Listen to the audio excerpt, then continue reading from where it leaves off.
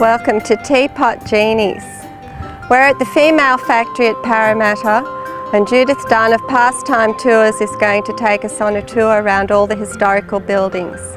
We're at the site of the female factory. This is the second factory built between 1818 and 1821.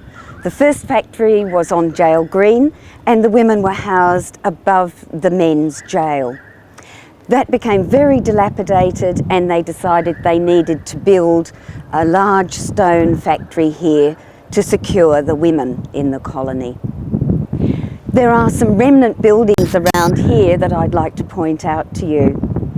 First of all, the clock. That is one of the first 5 clocks that were brought to the colony, public clocks, because most people didn't have a watch.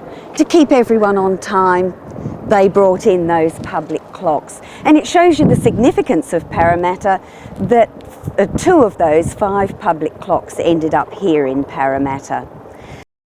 Have you ever thought why it was called the female factory? They certainly weren't manufacturing women here. The women were manufacturing cloth. So there was George Mealmaker. He was a Scottish convict transported for sedition, teaching them how to weave. So they were learning a skill in here in first class. And that was the wool that they were sleeping on. They were going to spin and weave into cloth.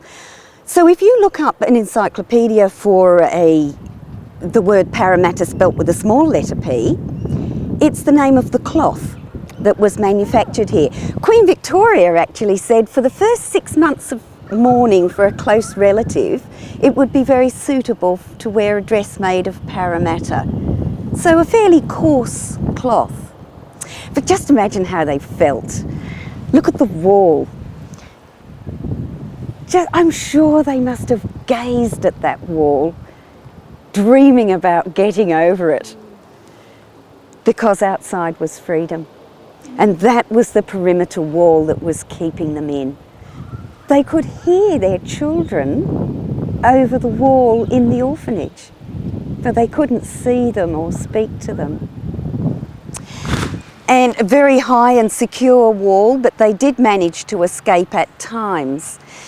And against the wall, you'll be able to see that there is the shape of a building. And that was when they built the washrooms for the women.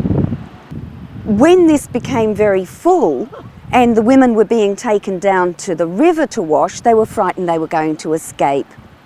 And they got from the public purse enough money to build a washroom. And that's the remnant of it, abutted up against that perimeter wall. The building here doesn't look much as though it's very old, does it? But that's because of later renovations. But this is certainly part of the factory. On the original plan, this is shown as building for useful purposes. And it turns out that it was the dead house. Before refrigeration, of course, when someone died in the factory, and there were many deaths here, they had to remove the bodies until they could organise the funeral, which would be that day or the next day. In 1840, the Catholic Burial Register shows in this year at the factory there died 36 female and 44 male children. Not even their names were listed, but that's how many children died here just in 1 year. Behind these massive gates is the exercise yard for third-class women. These were the ones that were most likely to escape, of course, and so they even exercised in a compound to make it less liable for them to escape. They were the ones that had just come in. They were still very unsettled. They'd just had their heads shaved to mark them as belonging to the factory, and they were pretty wild, so kept inside here. Also in here at various times were the vegetable plots and at one time a lumber yard. I know this compound doesn't look much now, but your spines must be tingling having had ancestors here. I envy you that you had convict ancestors. But look at the compound, look at the height of the walls, aren't they massive? And really the whole building says permanence, authority, we're in charge. And that's the whole effect, I think, of the building of the factory. It was stamping the government authority on the colony and bringing people into order. So remember, this is the compound for third-class women. They would have been rock breaking, unpicking ropes, lounging, squabbling, fighting, attending to their children. It wouldn't have been a quiet and peaceful place then, would it?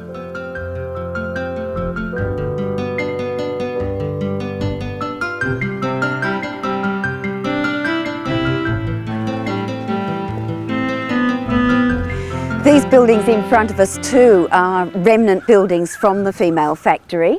The one immediately in front, the two-storey one, was the house for the matron and her family, and the long line of single-storey buildings was storage areas for the factory. And you can probably just see a mirror image of this one, another two-storey sandstone building beyond, and that was the dispensary. And the single line of buildings running out from the dispensary was the hospital for the women. So that's where the children were being born, and women who met with accidents in the factory were taken there. This is the piece of wall that is in its most original state. When it was built all of the perimeter with this rusticated system so that the centre of each sandstone block projects. But these were feisty women, they didn't want to be in here.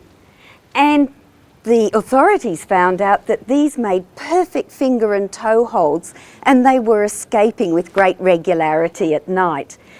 The builders had to come back and bevel off the top of each stone, so it was originally at right angles like that, and now beveled off so they didn't have such good finger and toe holds. There was a great escape from here when 100 women on head shaving day decided they weren't going to have their heads shaved, and they refused. And the matron cut down their bread and tea ration, and they were even more furious. And so 100 of them battered down the front gate and fled into town.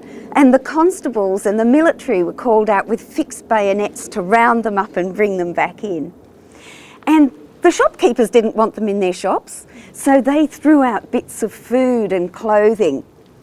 And the women made a little pocket of their long gowns and picked up what they wanted from the street and allowed themselves to be brought back in. They'd made their point. Except for 16 Irish lasses, they didn't head to the shops in town. They went straight across country about 8 kilometres to Toongabbie to the male Irish camp. And the military was sent after them. And I think it's fair to say that they ran rather slowly because it took 3 days for the military to walk them home 8 kilometres. The builders were Peyton and Watkins, and they were local builders, but of course they had a lot of people working for them, convicts, and each man had his own style of working the stone. And that was really important because if the convict overseer said, well, what have you done today? You could say, well, look, you can see that's my work and that's my work. And the man that did these horizontal lines, he could point out this is his stone and that one. This one had very small little picks in the stones. So it's the way that each man actually managed the stone and left his own individual mark on them. And this man, as you can see, his signature, if you like, was this cross.